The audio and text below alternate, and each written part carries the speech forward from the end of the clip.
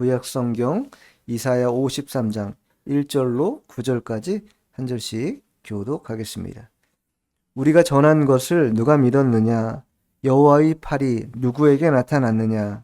그는 주 앞에서 자라나기를 연한 순 같고 마른 땅에서 나온 뿌리 같아서 고운 모양도 없고 풍채도 없은즉 우리가 보기에 흠모할 만한 아름다운 것이 없도다. 그는 멸시를 받아 사람들에게 버림받았으며 강고를 많이 겪었으며 질고를 아는 자라. 마치 사람들이 그에게서 얼굴을 가리는 것 같이 멸시를 당하였고 우리도 그를 귀히 여기지 아니하였도다. 그는 실로 우리의 질고를 지고 우리의 슬픔을 당하였거늘 우리는 생각하기를 그는 징벌을 받아 하나님께 맞으며 고난을 당한다 하였노라. 그가 찔림은 우리의 허물 때문이요 그가 상함은 우리의 죄악 때문이라. 그가 징계를 받음으로 우리는 평화를 누리고 그가 채찍에 맞음으로 우리는 나음을 받았도다. 우리는 다 양 같아서 그릇 행하여 각기 제 길로 갔거늘 여호와께서는 우리 모두의 죄악을 그에게 담당시키셨도다. 그가 곤욕을 당하여 괴로울 때에도 그의 입을 열지 아니하였으며 마치 도수장으로 끌려가는 어린 양과 털 깎는 자 앞에서 잠잠한 양같이 그의 입을 열지 아니하였도다. 그는 곤욕과 신문을 당하고 끌려갔으나 그 세대 중에 누가 생각하기를 그가 살아있는 자들의 땅에서 끊어짐은 마땅히 형벌받은 내 백성의 허물 때문이라 하였으리요. 그는 강포를 행하지 아니하였고 그의 입에 거짓이 없었으나 그의 무덤이 악인들과 함께 있었으며 그가 죽은 후에 부자와 함께 있었도다. 아멘. 네, 오늘 말씀의 제목은 고난의 종, 고난의 종이라는 제목으로 하나님의 말씀을 증거하도록 하겠습니다. 네, 어떤 사회도 마찬가지지만 유독 한국 사회가 1등을 요구하는 그런 사회이지 않습니까? 치열한 경쟁 구도가 사회 전반에 다 있는 것 같습니다. 학생들 나름대로 치열하게 공부하지 않으면 참으로 자신이 원하는 학교를 진학할 수 없는 이러한 처절한 환경이 펼쳐져 있습니다. 제가 최근에 어떤 그 다큐멘터리 하나 본 게 있는데 강남에 있는 어떤 한 고등학교 학생들의 일과였는데 고등학교 2학년생들이었어요. 근데 방학이 됐는데 그 방학 때에 집에 있지 않고 3, 3, 5, 3인 혹은 4인이 들어갈 수 있는 호텔을 잡는 거예요. 그걸 누가 주관하냐면 강남에 있는 한 학원이 주관해가지고 학생들을 모아가지고 호텔을 아예 통으로 잡아가지고 한 두세 개 층을 잡아서 학생들 3인 혹은 4인을 거기서 숙식을 제공하면서 공부를 시키는 거예요. 새벽 6시인가 깨우더라고 보니까. 그 잠을 학생들이 몇 시간 잤냐 했더니 3시간 혹은 4시간 잤다라는 거예요. 근데 그런 생활을 방학 내내 한다라는 거예요. 네. 애들이 막 잠에 취해가지고 눈을 못 떠요. 그런데 막 눈을 비비면서 깨가지고 또 공부하려고 막 이제 애를 쓰더라고. 그런 상황이 현재 우리가 직면하고 있는 그런 모습이라는 거예요. 왜 그러냐면 1등이 될 때 누리는 혜택이 너무 많기 때문이죠. 1등이 되면 부와 명예와 권세, 권력 이런 것들이 주어지기 때문에 그 매력적인 일을 우리가 손에 얻기 위해서라면 그 짧은 그 순간에는 과도하더라도 힘있게 희생을 해야 된다 이렇게 생각하는 그런 구조가 있는 것이죠. 그렇기 때문에 사람들이 1등 되기 위해서 열심을 다하고 최선을 다합니다. 오늘 본문은 예수님이 이 땅에 오시기 700년 전에 이사야 선지자가 고난받는 종의 모습을 아주 드라마틱하게 그리고 있습니다. 당시 유대인들도 마찬가지였어요. 메시아의 모습, 그 메시아의 모습이라는 것은 우리가 바라고 지향하는 것처럼 1등인 모습으로 이 땅에 오셔야 된다. 그게 당시 유대인들의 생각이었습니다. 핍절된 그런 고난받는 삶의 비참함 속에 잡혀있는 이스라엘 백성들을 구원해 줄 메시아는 1등으로 오셔야 된다. 위풍도 당당하고 모습도 아주 멋지며 용기 백배하여 이 모든 압제에서 우리를 구원해 줄 그러한 구세주로 이 땅에 와야 한다라는 것이 그들이 바라보는 메시아, 1등인 메시아의 모습이었어요. 근데 이사야 선지자는 그런 1등의 메시아의 모습과는 완전히 동떨어진, 완전히 정반대의 모습으로 비춰진 메시아를 그들에게 이야기해주고 있습니다. 자, 1절 한번 읽어보지요. 시작. 우리가 전한 것을 누가 믿었느냐? 여호와의 팔이 누구에게 나타났느냐? 우리가 전한 것을 누가 믿었느냐? 여기 우리라는 것은 이사야를 포함한 모든 선지자들, 주의 종들이죠. 그의 종들이 주의, 즉 메시아를 전했고 복음을 전했어요. 그리고 여호와의 종이 비천한 삶과 그 삶을 살다가 십자가에 죽을 것이고 그것을 통하여 구원의 역사가 나타나게 될 거다라는 사실을 계속해서 선포하고 전했습니다. 그런데 누가 믿었느냐? 누구도 믿지 않았다라는 거예요. 받아들일 수 없었습니다. 왜 그렇습니까? 더더욱이 유대인들은 더더욱이 받아들일 수 없었습니다. 자신들이 생각하는 메시아는 그런 모습으로 오셔서는 안 되는 거예요.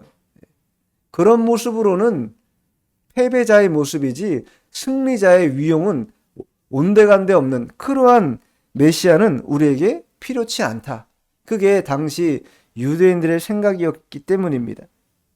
그렇기 때문에 그리스도를 영접하지도 않았고 그 주님을 오히려 핍박하고 죽게 만드는 그런 장본인이 되고 마른 것이죠. 그래서 그 구원의 팔, 여호와의 팔이 권능의 팔인데 그 팔이 누구에게 나타났습니까? 이방에게 나타나게 된 것이죠. 이방인들에게 전해지게 된 것이. 그만큼 인생들은요, 완악함이 끝간데가 없다. 하나님을 배척하고 그리스도를 불신하는 일을 아무렇지도 않게 했다라는 거예요. 우리의 마음에 독생 성자 예수까지도 보내시는 그 하나님의 사랑이 있는데 그 사랑이 내가 원하는 사랑과 맞지 않으면 받고 싶지 않은 거예요. 나는 그런 사랑을 원하지 않고 실제적인 사랑을 원한다. 이렇게 말하는 거예요. 현실적으로 나에게 유익을 줄 수 있는 그 사랑을 원한다. 이렇게 요구하는 것과 똑같은 것이 그만큼 어리석은 것이죠. 왜냐하면 그 실제적인 현실적인 욕구가 채워지는 것이 언제까지겠습니까? 인생을 살아가는 날들 그 시기까지밖에 없는 거 아니겠어요? 더 크고 더 아름답고 더 놀라운 것들을 하나님이 주셨음에도 불구하고 그것을 깨닫지 못하고 받으려 하지 않았다는 거예요. 그러니까 믿지 않으려 한 거죠. 예수님을 믿지 않으려고 했어요. 자, 2절 읽어보죠. 시작. 그는 주 앞에서 자라나기를 연한 순 같고 마른 땅에서 나온 뿌리 같아서 고운 모양도 없고 풍채도 없은즉 우리가 보기에 흠모할 만한 아름다운 것이 없도다. 이제 본격적으로 메시아의 모습을 우리에게 보여주고 있습니다. 1등의 모습으로 기대했던 메시아의 모습과는 너무나 상반된 모습이죠. 그는, 즉 메시아 그리스도는 주 앞에서 자라나기를 연한 순 같고 마른 땅에서 나온 뿌리 같다. 약한 순이 메마른 땅에서 겨우 자라나는 그런 모습이에요. 겨우겨우. 그러니 사람들의 주목을 끌 수 있겠습니까? 사람들의 이목을 끌 만한 그런 모습이 전혀 없는 거예요. 사람들은 어떠한 사람들을 원합니까? 리더십이 아주 확고한 사람, 나를 확 잡아채가지고 강력하게 이끌어줄 수 있는 그런 지도자, 그런 사람들을 모두가 원한다라는 거예요. 근데 그런 모습에 비추어서 예수님을 바라보니까 너무나 초라한 거예요. 그 존재 자체가 너무나 연약하고 저 사람이 무슨 우리를 도와줄 수 있겠는가 생각할 만큼 너무나 초라하고 존재 자체가 배척받을 수밖에 없는 그런 모습이었다라는 거예요. 뿐만 아니라 하반절에 보니까 고운 모양도 없다. 풍채도 없다. 풍채가 없다는 건 막 듬직한 사람들, 목사님들도 보면요, 듬직한 목사님들 좋아하시더라고. 보니까 성도들이 최근에 알죠? 좀 몇 년 됐는데 어떤 교회에 이 청빙받은 목사님들이 이제 차례 한 서너 분이 선을 보셨어요. 이제 뭐 다들 보통 일반적인 그런 체격과 체중을 갖고 계셨는데 그 가운데 한 분이 등치가 정말 큰 분이 계세요. 왜? 그분은 축구 중학교 때인가 고등학교 때까지 현역 축구 선수였어요. 그러니까 키도 엄청 크시고 뭐 풍채도 엄청 좋잖아요. 거기다가 목소리도 너무 좋으세요. 그랬더니 성도들이 다 설교 들어보고 누구를 선택했겠습니까? 그 목사님. 우리는 그 목사님 필요하다. 귀골이 장대하고 목소리도 너무 부드럽고 좋으니까 뭐 다른 건 필요 없고 그게 좋다라는 거예요. 외모만 보는 그런 모습이라는 거예요. 가치관으로 그러한 관점으로 볼 때 예수님이 어떻겠어요? 모양도 고운 모양도 없고 풍채도 없다. 그러니까 흠모할 만한 아름다운 게 하나도 없다라는 거예요. 예수님이 그랬다라는 겁니다, 여러분. 실제로. 그러니까 우리가 조금 덜 생겨도 너무 자책감, 비관할 필요 없는 게 예수님이 그러셨다라는 거예요, 이제. 우리가 보기에 아름다운 것이 하나도 없다. 이 사람들의 평가가 그만큼 객관적이라기보다 그 현재 펼쳐진 그런 외적 모습에 더 민감하다, 사람. 그리고 그것이 더 영향을 많이 미친다. 근데 그리스도는 그런 모습으로 볼 때 흠모할 만한 것이 하나도 없다라는 거예요. 예수님은 왜 그렇게 오셨을까? 수려하고 아름다운 모습으로 오셨어도 뭐 괜찮을 거 아니에요. 그런데 그런 모습으로 오시지 않았다. 왜 그러냐면 예수님이 이 땅에 오신 목적이 무엇입니까? 고난받는 종이라는 게 뭐예요? 자기의 백성을 섬기기 위하여, 즉 그들의 백성의 죄를 대속하기 위하여 죽기까지 섬기는 그런 모습으로 이 땅에 오셨어야 되는데 그렇게 아름답고 풍채가 좋은 그런 모습이 뭐가 중요하겠어요? 더 중요한 건 낮아진 가운데 섬기는 그 모습이 훨씬 더 중요한 거기 때문에 그 모습으로 이 땅에 오셨다라는 거예요. 자, 마가복음 한번 찾아보세요. 마가복음 10장 45절 읽어볼까요? 시작. 인자가 온 것은 섬김을 받으려 함이 아니라 도리어 섬기려 하고 자기 목숨을 많은 사람의 대속물로 주려 함이니라. 예, 인자가 온 것은 섬김을 받으려 한 게 아니라는 거예요. 섬기려 했고 자기 목숨을 많은 사람들의 대속물로 내어주기 위해서 이 땅에 오신 이 목적 하나가 가장 중요했기 때문에 겉으로 보여지는 흠모할 만한 아름다움이 있느냐 혹은 풍채가 좋으냐 또 고운 모양이 있느냐 그런 것은 결코 중요하지 않았다라는 거예요. 오히려 그런 것이 사람들을 현혹할 수 있기 때문에 그런 것은 완전히 배제하고 참된 목적 그것만을 위해서 이 땅에 그대로 오셨다. 이것입니다. 자, 본문 3절 읽겠습니다. 시작. 그는 멸시를 받아 사람들에게 버림받았으며 강고를 많이 겪었으며 질고를 아는 자라. 마치 사람들이 그에게서 얼굴을 가리는 것 같이 멸시를 당하였고 우리도 그를 귀히 여기지 아니하였도다. 예, 멸시라는 게 무엇입니까? 무가치한 것에 대한 완벽한 무시입니다. 예, 완벽한 무시, 완전한 무시. 간구와 질고라는 것은 슬픔이 많고 또 그 슬픔 가운데 겪는 질병을 아는 자라는 뜻이에요. 그러니까 슬픔을 많이 겪고 질병을 아는 자라는 거예요. 누가?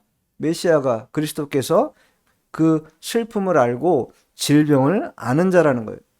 사람이 감당하기 어려운 정신적 고통과 육체적 고통 가운데 우리가 살아가는 보이지 않게 일생을 살다 보면 정신적인 고통이 따르기 마련이고 육체적인 질병도 뒤따라오기 마련입니다. 근데 그것을 이미 예수님이 다 알고 계신다라는 거예요. 다 이미 겪으셨다라는 거예요. 아니 우리보다도 훨씬 더 많은 그런 고통과 아픔을 이 땅에서 인간의 몸으로 실제 경험하셨다라는 거예요. 그럼 예수님 왜 이런 인생을 살 수밖에 없었는가? 왜 그럴 수밖에 없었을까요? 우리와 같은 우리가 인간이 경험하는 그런 아픔과 질병의 고통을 경험하지 않고 예수님이 경험하지 않고 어떻게 위로와 어떻게 격려와 어떻게 사랑을 전할 수 있겠습니까? 그것은 너는 나의 고통을 몰라 이 말과 똑같은 것이 경험하지 않았다면 그렇기 때문에 인간이 경험하는 모든 이 고난과 고통의 일들을 실제로 다 경험하신 것이다. 근데 그 고난과 고통의 일들, 슬픔과 질병의 일들이 왜 오는 것입니까? 궁극적으로는요, 인간의 죄로 말미암아 경험하는 것이 죄가 있기 때문에 슬픔도 있는 것이고 질병도 따라오게 되는 것입니다. 근데 예수님은 어떠한 분입니까? 죄가 없으신 분이에요. 히브리서 4장 15절에 보면 우리에게 있는 대제사장은 우리의 연약함을 동정하지 못하실 리가 아니요 모든 일에 우리와 똑같이 시험을 받으신 이로되 죄는 없으시니라. 모든 것을 체휼하실 분이시지만 그러나 죄는 없으신 분이다. 죄가 없음에도 불구하고 우리를 체휼하기 위해서 뭐 한 거예요? 모진 고난을 다 당하셨다라는 거예요. 아픔을, 질고를 다 경험하셨다라는 거예요. 그래야만 인간들에게 참된 위로자가 될 수 있기 때문에 참 위로자로서 손을 내밀 때 인간들이 손을 붙잡을 수 있기 때문에 예수님이 먼저 다 당하셨다라는 거예요. 자, 시편 한 구절 찾아볼게요. 시편 77편. 시편 77편 2절 시작. 나의 환난 날에 내가 주를 찾았으며 밤에는 내 손을 들고 거두지 아니하였나니 내 영혼이 위로받기를 거절하였도다. 나의 환난 날에 내가 주를 찾았다.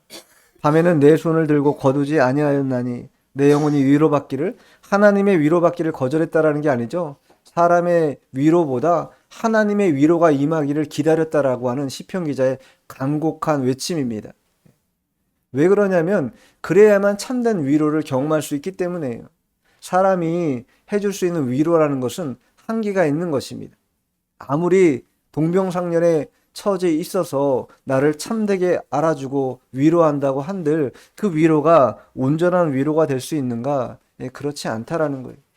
참된 위로자 대신 주님의 위로를 받을 때에야 이 심령의 상심도 다 사라지게 되고 아픔도 깨끗하게 치료받을 수 있는 은혜라는 것이 임하게 되는 것입니다. 예수님은요, 우리를 괄시하지 않으셨습니다. 그래서 우리가 멸시한 사람들은 다 그를 멸시하고 또 고통을 주었지만 그럼에도 불구하고 예수님은 우리를 멸시하지 않으시고 괄시하지 않으시고 외면하지 않으셨다라는 거예요. 끝까지 우리를 돌봐주신다.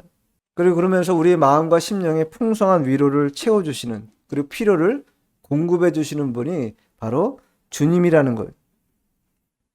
왜 그게 가능하냐? 그 누구보다도 가장 낮은 자리로 내려가셨기 때문이에요. 하나님이심에도 불구하고 가장 처절한 밑바닥까지 내려가셔서 그 모든 질고를 경험하셨기 때문에 그 질고를 통하여서 그 질고를 당하는 자들에게 위로를, 멸시를 당하는 자들에게 위로를 줄 수 있는 그런 분이셨다라는 것입니다. 자, 본문 4절 읽어보죠. 4절 시작. 그는 실로 우리의 질고를 지고 우리의 슬픔을 당하였거늘 우리는 생각하기를 그는 징벌 받아 하나님께 맞으며 고난을 당한다 하였노라. 우리의 질고를 앓고 우리의 슬픔을 당하였다. 근데 그 질고와 슬픔을 왜 당했는가? 사람들이 생각할 때에 그 징벌받을 만한 일을 그 주께서 행하셨다. 이렇게 말한다라는 거예요. 그런데 아까 우리가 히브리서 4장 15절에 말씀 받았잖아요. 우리의 연약함을 동정하지 못할 게 아무것도 없으신 분인데 한 가지 다른 점 뭐냐? 죄가 없으시다. 이 점이 다르다라는 거 아니에요. 그러니 예수님은 자신의 죄로 말미암아 이 징벌을 혹은 슬픔을 당한 것이 아니라 죄 없으신 분임에도 불구하고 우리의 질고와 우리의 죄를 위해서 슬픔을 당하신 것이고 고난을 받으신 그런 주님이라는 거예요. 근데 사람들이 뭐예요? 그렇게 생각하지 않는다라는 거예요. 받을만 했기 때문이다. 당할만 했기 때문에 당한 것이다. 라고 생각한다고 하는데 그러나 예수님은 그렇지 않지요. 자신의 죄 때문이 아니라 인간의 모든 죄를 담당하시기 위해서 그 험한 길을 걸어가신 것이다. 자, 5절 읽어보죠. 본문 5절 시작. 그가 찔림은 우리의 허물 때문이요 그가 상함은 우리의 죄악 때문이라. 그가 징계를 받음으로 우리는 평화를 누리고 그가 채찍에 맞음으로 우리는 나음을 받았도다. 그가 찔림은 우리의 허물 때문이다. 가시면류관으로 머리에 깊은 찔림을 당하시고 피가 낭자하는 그런 상황이었고 대못으로 손과 발에 못 박힘을 당하셨지요. 또한 창으로 옆구리를 찔려가지고 그 모든 피와 물을 다 쏟아내셨는데 그게 그 고통을 그분이 그분의 죄로 말미암아 감당해서 그런 것인가? 그게 아니라는 것이죠. 그 고통을 왜 감내하셨는가? 우리의 허물을 담당하시기 위해서. 우리의 허물 때문이다.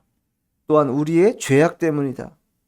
또 우리가 평화를 누리도록, 하나님의 백성들이 평화를 누리도록, 또 나음을 받도록 하기 위해서 그 모든 십자가의 고난을 다 받으신 것이다.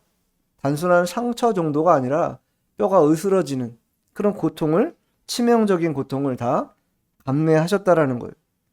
이유는 단 한 가지입니다. 우리의 죄악을 해결할 수 있는 길이기 때문에.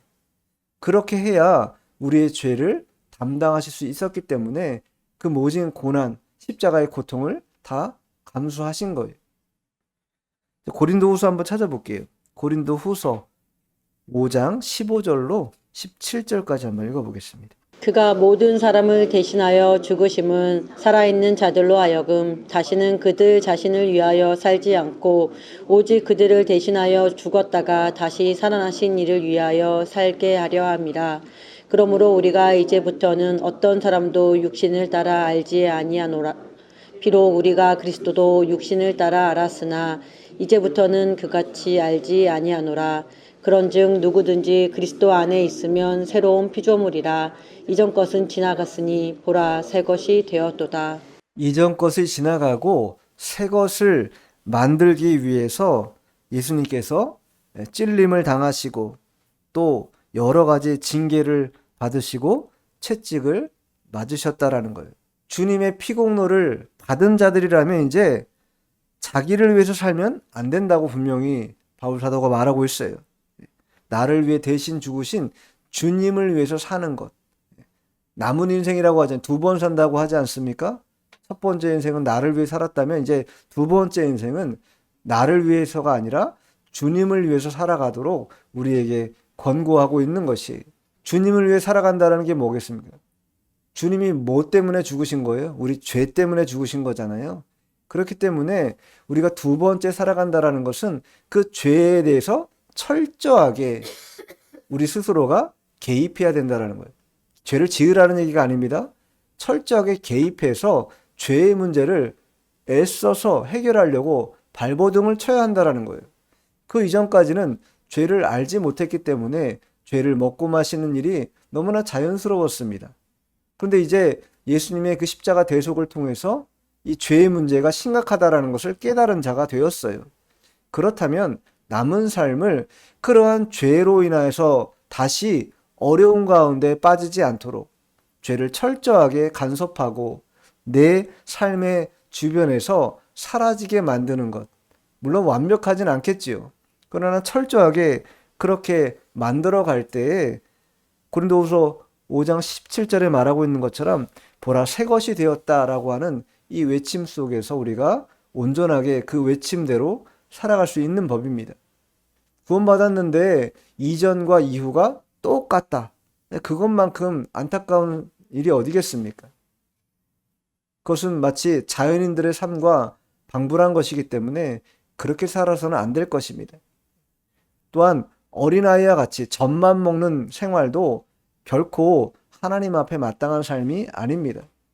고린도전서에 말하고 있는 것처럼 신령한 자가 되어서 신령한 은혜를 따라가려고 하는 그러한 믿음을 써야 되는데 그 믿음을 어디에다 써야 되는가? 죄를 이기는데, 허물을 이기는데 사용해야 된다라는 거예요. 그곳에 처절하게 싸워야 한다. 히브리 기자가 뭐라고 말할까요? 죽기까지 싸우지 않았다라는 거 아닙니까? 무엇과 그렇다라는 거예요. 죄와 싸울 때 죽기까지 싸우지 않는다라는 거예요. 조금 싸우다가 그냥 허물어지고 만다라는 거예요. 나를 그냥 포기하고 만다라는 것이죠. 그러나 그렇게 싸워서는 안 된다.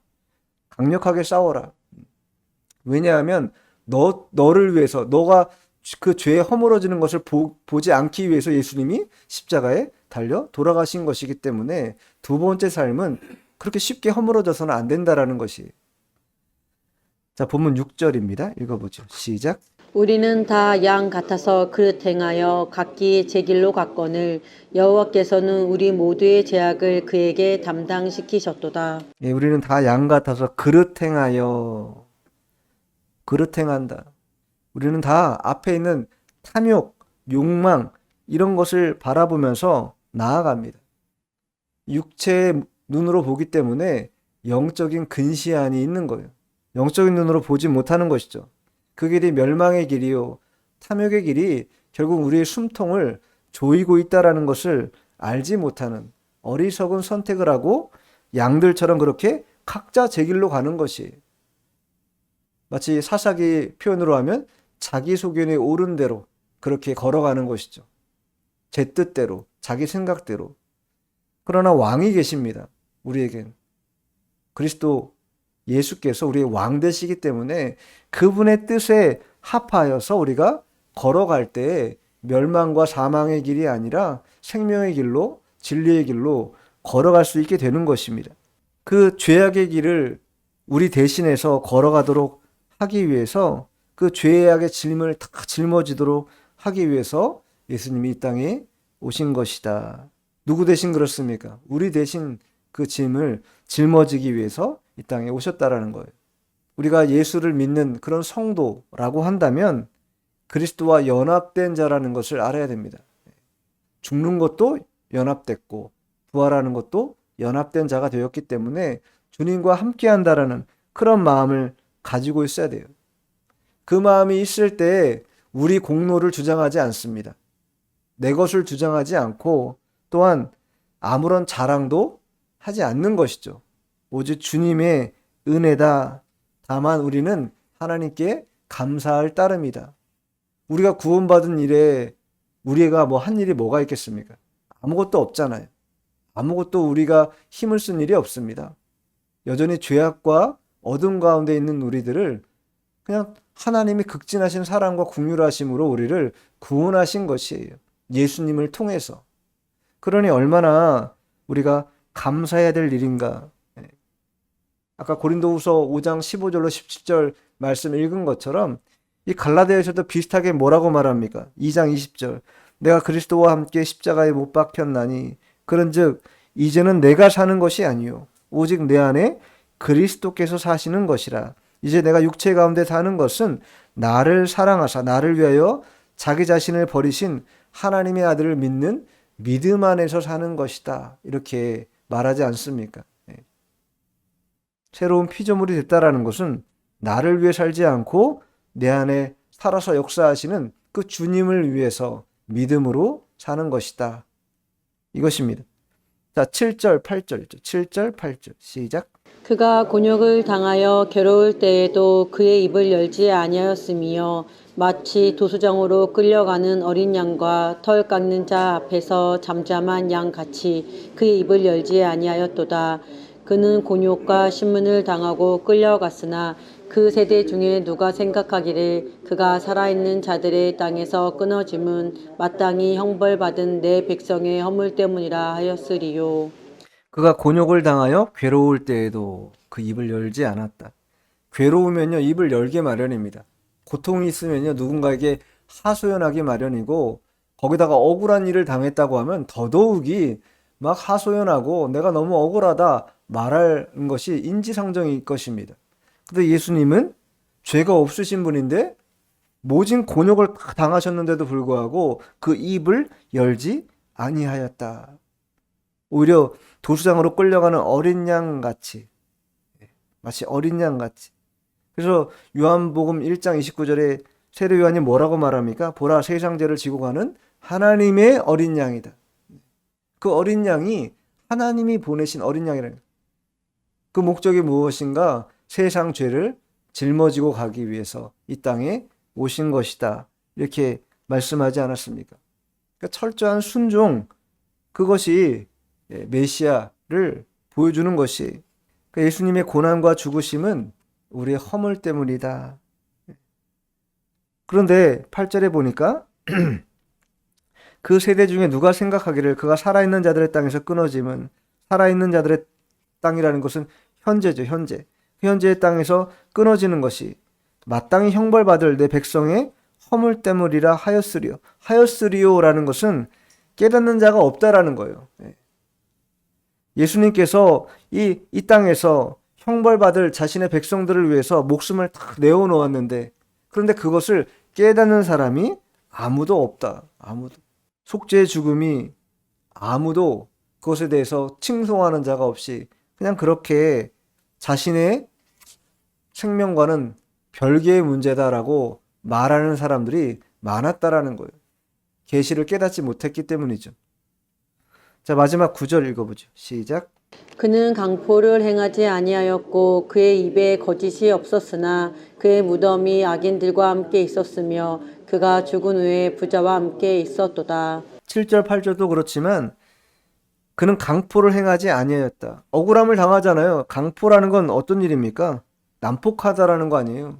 난폭하다라는 건데 상대가 나를 뭐 물리적으로 가할 때 그것을 그냥 순순히 용납하는 경우가 쉽지 않지 않습니까? 대체적으로는 먼저 반응하면 대응하는 게 일반적이지 않습니까? 근데 예수님은 전혀 그렇게 하지 않으셨다는 거예요. 곤욕과 능멸을 다 받으셨다. 예, 다 받으셨다.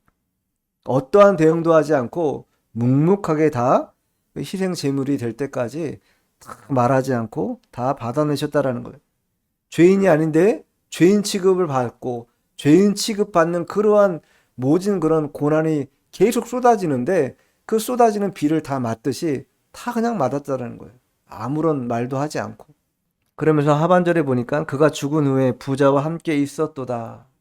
실제로 어떻게 됐습니까? 강도 만난 자들과 좌우편에서 함께 십자가에 못 박혀 죽으셨지요. 그렇게 그냥 끝날 법했는데 그때 용기 있는 사람 아리마대 요셉이 나타났죠. 그는 부자라고 성경에서 말하고 있는데 그가 귀하게 준비해놨던 그 무덤으로 예수님을 다 모시지 않습니까? 그 죽은 후에 부자와 함께 있었도다. 그 예언이 성취되었다라는 거예요. 어느 것 하나 다 부족함 없이 하나님의 말씀이 성취되어서 아리마대 요셉이라고 하는 이 용감한 자를 통하여서 예수님의 무덤이 길거리에서 짐승들에 의하여서 훼손되는 일 없도록 안전한 그런 무덤가로 옮겨짐을 받게 되었다라는 것. 그것을 700년 전에 예언하고 있다라는 것이. 이처럼 예수님은 악인의 취급을 받았고 결국은 죽었습니다. 성도들은 그러한 일들을 생각할 때 우리가 예수를 믿고 살아간다라는 것은 예수님이 당하신 그 고난의 일들에 우리가 뭐 한 거예요? 동참할 수도 있다라는 것을 알아야 하는 것입니다. 어려움을 만날 수도 있다라는 것을 알아야 합니다. 예수님이 고난의 종으로 모든 것을 감내하신 것처럼 우리들도 고난이 있을 수 있는데 그 고난의 일들을 감내할 수 있도록 참아낼 수 있는 힘이 있어야 된다. 그래서 먼저 우리에게 이 고난을 몸소 보여준 것이고 그 고난받는 자들을 위해서 위로라는 것을 우리에게 허락하셨다. 우리가 당하는 여러 가지 삶의 형편에서 만나는 어려움들을 경험할 때 누구에게 나아가야 될 것인가? 예수님께 나아가야 되겠지요. 자, 고린도 후서 1장 5절 한번 찾아보고 마치겠습니다. 그리스도의 고난이 우리에게 넘친 것 같이 우리가 받는 위로도 그리스도로 말미암아 넘치는 도다. 예, 위로가 어떻다고요? 넘친다. 예, 그리스도의 고난이 우리에게 넘친 것 같이 우리가 받는 위로도 그리스도로 말미암아 넘친다. 고난의 종이 우리를 대신해서 그 모든 고난을 다 받으셔서 그 위로를 우리에게 풍성하게 주시는 것처럼 우리 또한 여러 가지 어려움을 당할 때 그 당하는 것이 예수님이 먼저 당하신 것이라고 여기고 그것을 참아내면서 하나님의 위로를 구하고 그 위로를 받을 때 참된 위로가 내려올 것이고 또 우리 주변에 그렇게 힘들어하고 어려운 가운데 처해 있는 자들을 주님의 사랑과 위로로 나누어 줄 수 있는 그런 믿음을 우리에게 요구하고 있는 것이다. 1등만 좋아하고 또 부와 명예와 권력만 좋아하는 그런 세상 속에서 또 많은 사람들이 그러한 삶을 추종하는 그러한 시대에 예수님이 왜 이렇게 아무 모양도 고운 모양도 없이 풍채도 없이 연약하게 짝이 없는 그런 모습으로 이 땅에 오셨는가 우리가 곰곰이 한번 상고해 봐야 될 그런 내용이다라고 볼 수 있습니다. 기도하겠습니다.